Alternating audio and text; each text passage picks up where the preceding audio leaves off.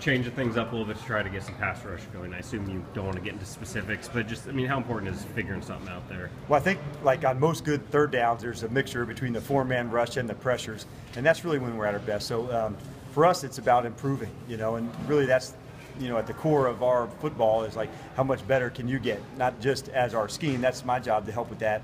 And then as a rusher, for those four guys working together. And then the last part is just knowing that, when we get the good four-man rushes, make sure our coverage is tight, and vice versa. There's been some terrific coverage where our rush wasn't connected like we like. So I think it'll be a mixture of ways that we can affect the QB moving forward. I think it really going to come down to, at the end, like how much better can we get? And I think with like the philosophy of our program, like when we're out there in competition Wednesday and we're out there today, how much better between me going against you and pushing as hard as we can, that's really where it's at. You guys have stressed how much rotations can help you there. Cliff and Michael have had to play more snaps here over the last stretch here.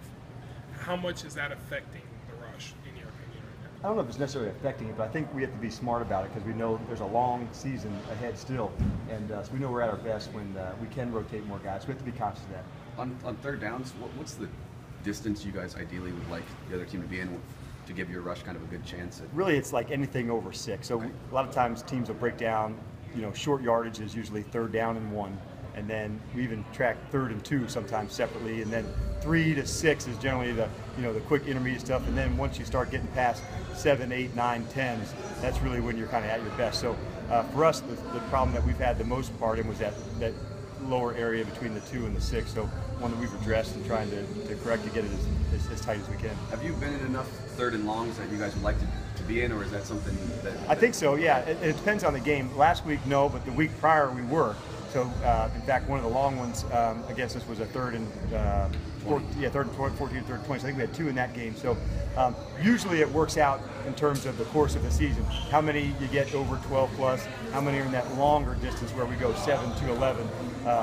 So yeah, each category kind of calls for specific things, and usually it's based on the offense as well.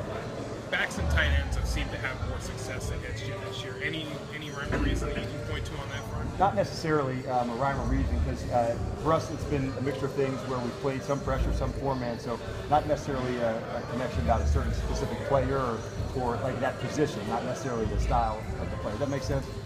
Is there a common theme in the red zone